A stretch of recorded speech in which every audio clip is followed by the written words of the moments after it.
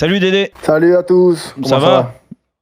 Ça va, en direct de Cancun où on fait notre pré-saison.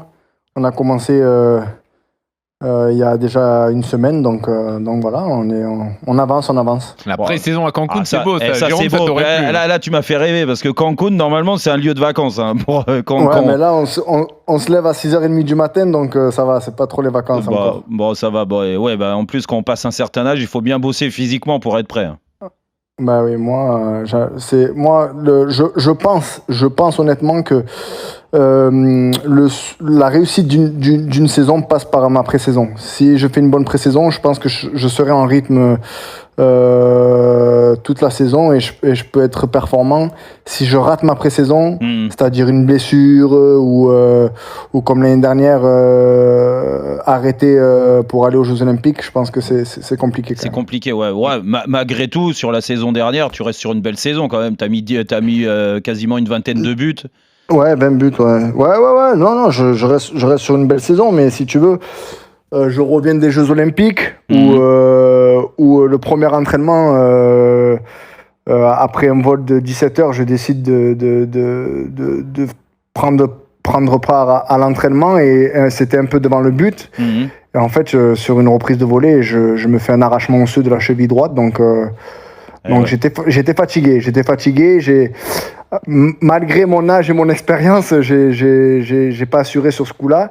Et du coup, ça a pris un peu de temps pour revenir, mais quand je suis en rythme, la vérité, ça se passe bien. Et puis la vérité, ouais, vas-y. La préparation physique, le préparateur physique qu'on a ici, c'est de la bombe.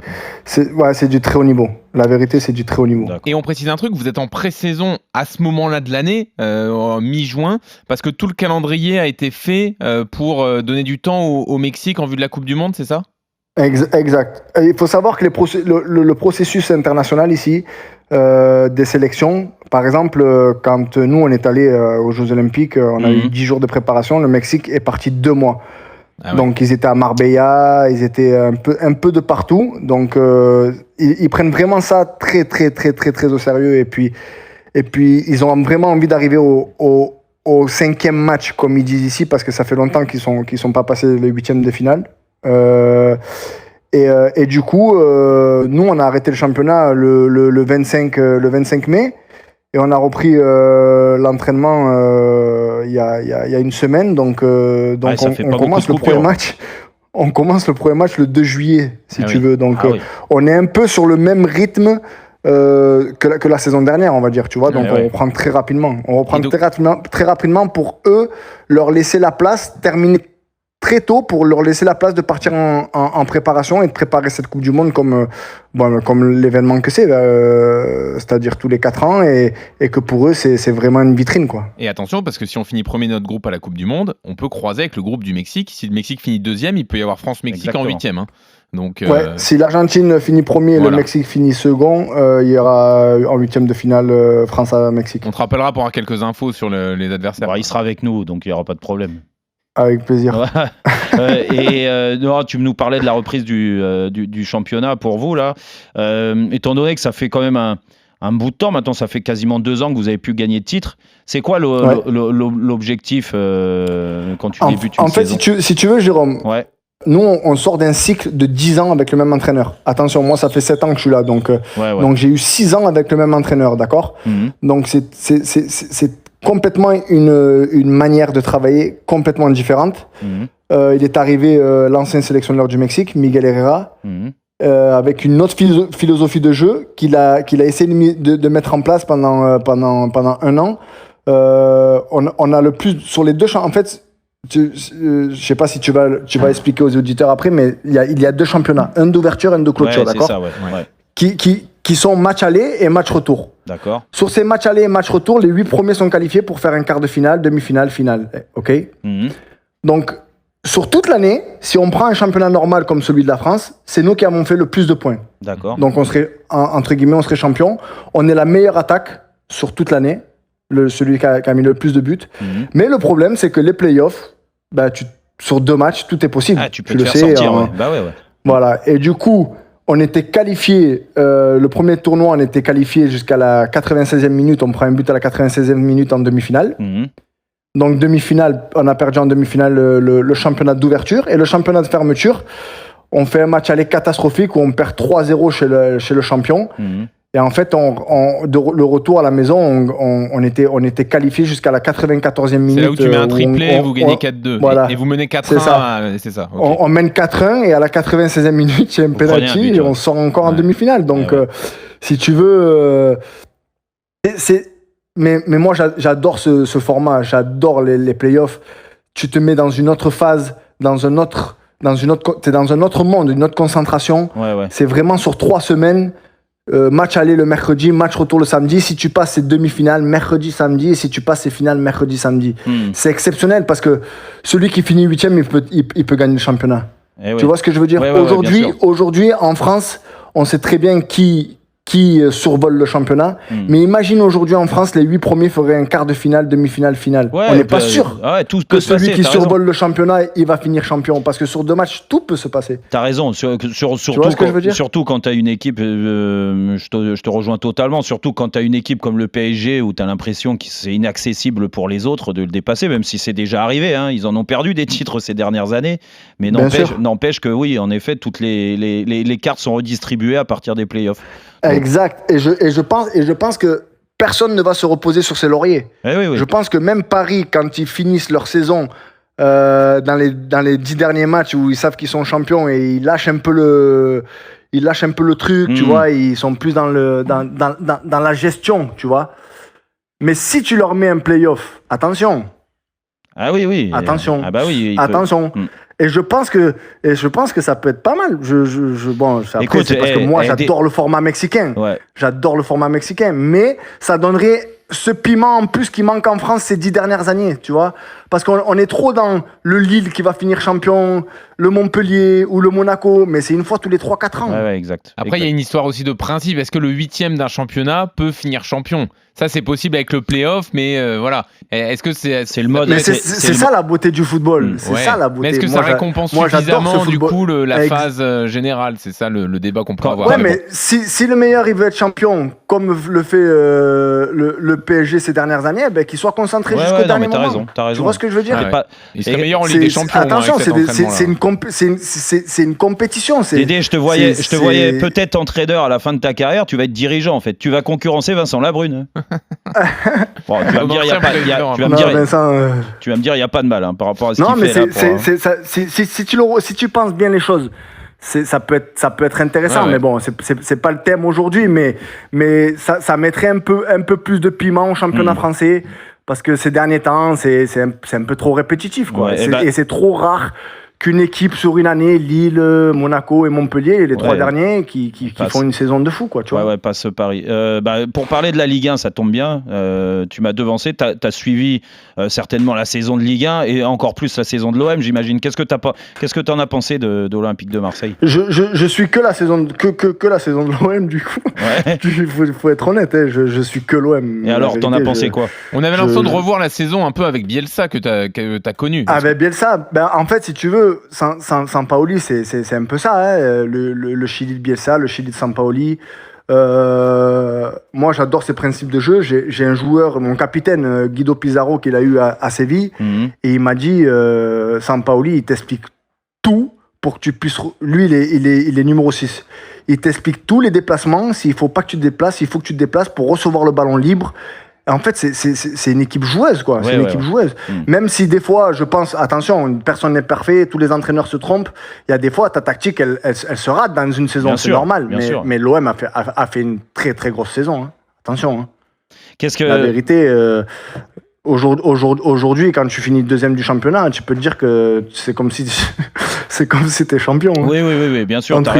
T'as raison, mais pour anticiper et toi, t'as connu aussi ces transitions-là, quand tu fais un bon championnat, et l'année d'après, t'as la Ligue des Champions, c'est la récompense pour l'Olympique de Marseille.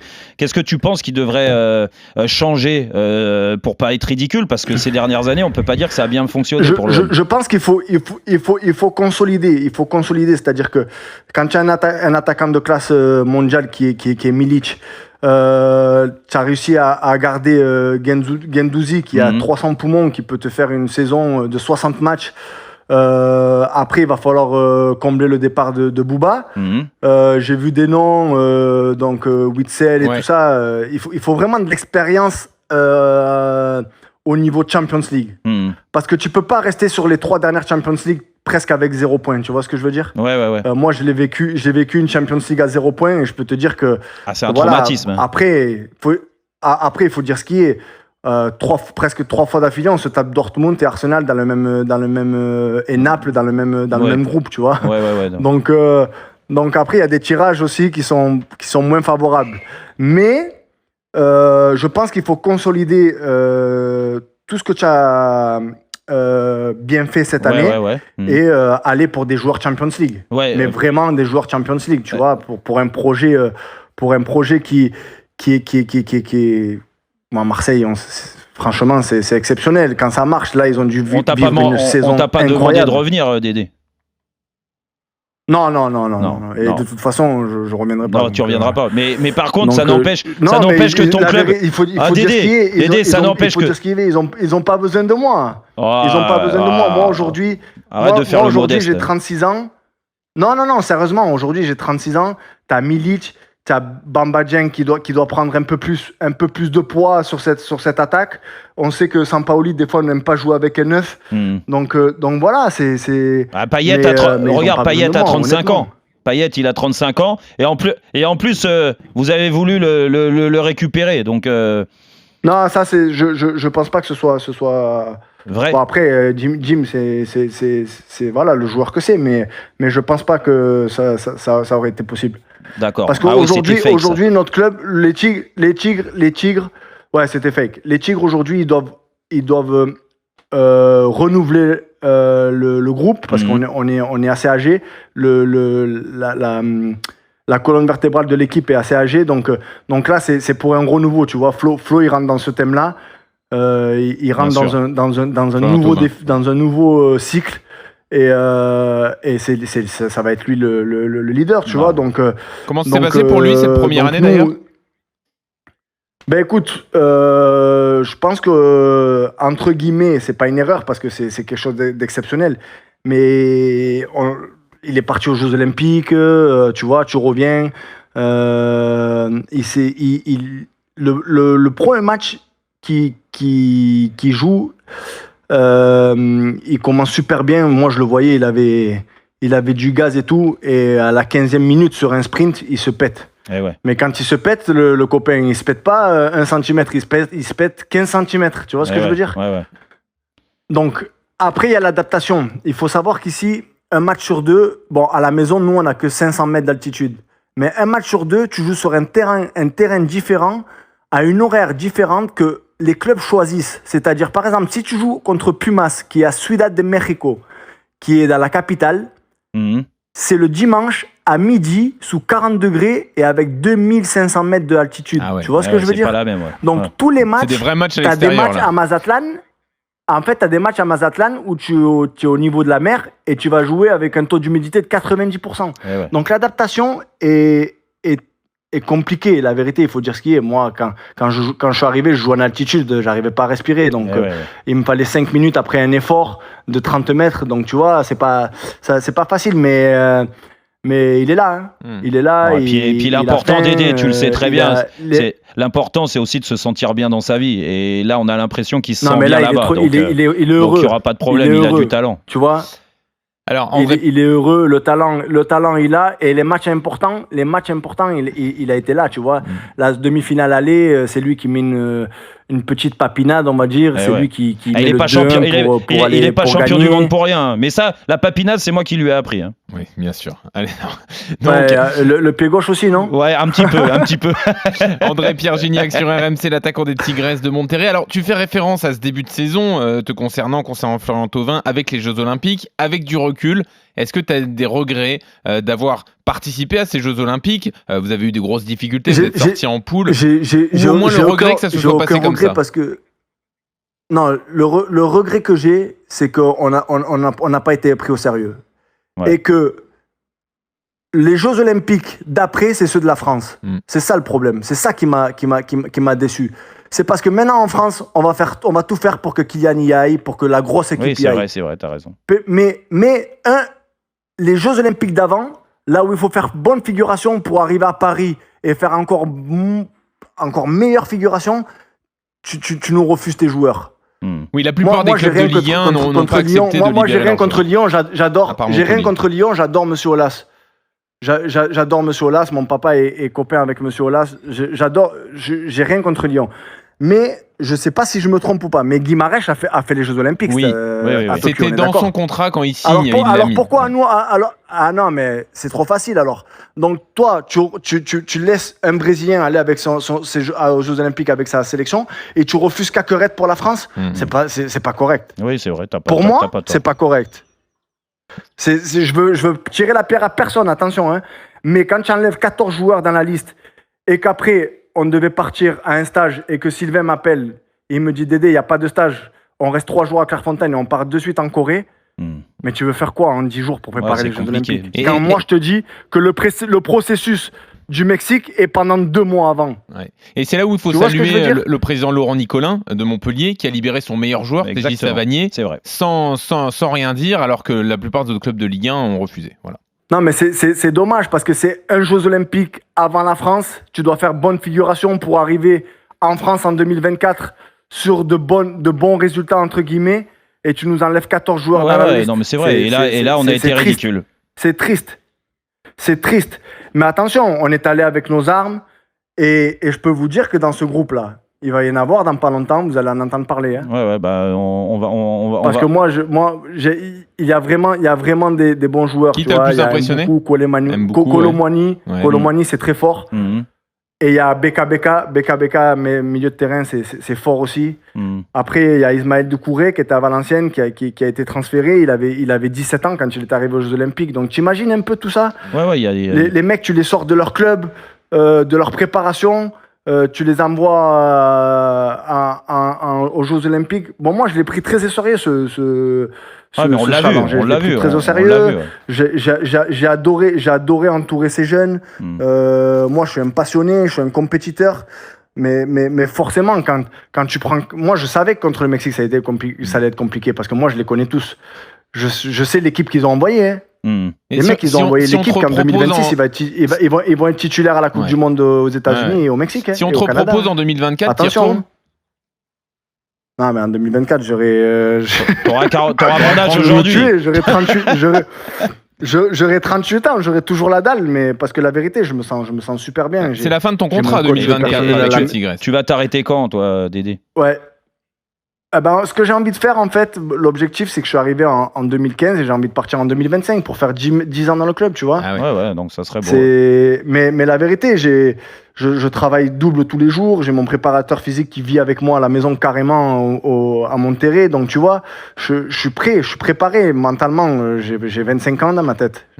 Et la vérité, j'ai su gérer tout ce qu'il y a autour du football. Maintenant, j'ai une préparation et une hygiène de vie exceptionnelle, donc je vois pas pourquoi j'y arriverai pas. Écoute Dédé, on a fait le tour de pas mal de choses. Moi j'ai une question qui me tient à cœur parce que je sais que t'aimes la rivalité et t'es comme moi et en passant par Marseille forcément t'as eu cette rivalité. Ne me parle pas de Zizou. Si, je suis obligé parce que moi j'ai pris position. J'ai pris position là-dessus et je te dis honnêtement, je l'ai dit, après ça a été entendu par certains et mal compris par d'autres, mais peu importe, moi je trouve qu'il n'a pas sa place au Paris Saint-Germain. Qu'est-ce que tu en penses toi en tant que Marseillais de voir Zidane un jour peut-être entraîner le Paris Saint-Germain? Moi ça me fait mal au cœur. Voilà. Ça me fait mal au cœur, il faut dire ce qui est. Moi j'ai toujours été dans la rivalité avant les matchs. J'ai toujours joué ce jeu-là. Mais le problème, c'est que moi, j'ai été baigné dans cette rivalité. C'est-à-dire que depuis que je suis tout petit, je suis né à côté de Marseille. Depuis que je suis tout petit, c'est la rivalité avec Paris. Bien sûr. Donc, tu peux demander à quelqu'un qui est pas tant baigné là-dedans, il va te dire, c'est bien parce que Zizou, il revient en France. Mais non, pour un Marseillais, c'est pas bien. Parce que Zizou, il était sur le mur à Marseille. Tu vois, mais après... c'est un grand entraîneur, donc c'est sûr que tous les clubs vont le vouloir. Et Paris est en train de devenir un monstre européen, donc c'est normal qu'ils veulent la Zidane. Mais moi, ça me ferait mal au cœur. Bon, je te dis la vérité, je préfère qu'il attende ce qui se passe avec l'équipe de France pour peut-être reprendre l'équipe de France après. T'as raison. Avec l'équipe de France, même si je pense que Didier est... il est très bien, ça Didier. Ça va être compliqué de faire ce qu'a fait Didier. Exactement, ça va être compliqué de faire ce qui a fait Didier. Mais voilà, moi je préférerais qu'il prenne son mal en patience. Dédé, c'est pour ça que moi je te veux dans mon émission l'année prochaine, parce que je sais que tu dis les choses et voilà. Et là-dessus, on pense la même chose sur la rivalité. Mais ça sert à quoi de dire des choses que tu penses même pas et que pour faire bonne figure. Moi j'ai été élevé dans la rivalité, Jérôme. Tu veux faire comment? Comme moi, mais t'es comme moi. C'est que depuis que je suis bébé, j'ai le maillot de l'OM sur les épaules. Donc je peux pas dire que Zizou, ça me plaît qu'il aille à Paris. Je peux pas le dire. Et Dédé, t'as gagné des PSG OM contre Jérôme? Non, je crois pas. Il en a pas gagné. C'est son regret à Dédé. Non, parce que Jérôme, je l'ai battu quand j'étais avec Toulouse. Et facilement en plus. Ouais. Donc. Bon, Dédé, merci beaucoup en tout cas. C'était super de t'écouter. Non, avec grand plaisir. Merci beaucoup en tout cas. C'était un plaisir. Et bon courage pour la préparation. Bonsoir à tous, bonsoir les auditeurs. Et puis en direct du Mexique, un abrazo comme on dit là-bas au Mexique. Allez, ok. On aura l'occasion de se reparler. Et on t'attend l'année prochaine. Allez, je t'embrasse. Bisous, bon courage. Allez, la bise à tous.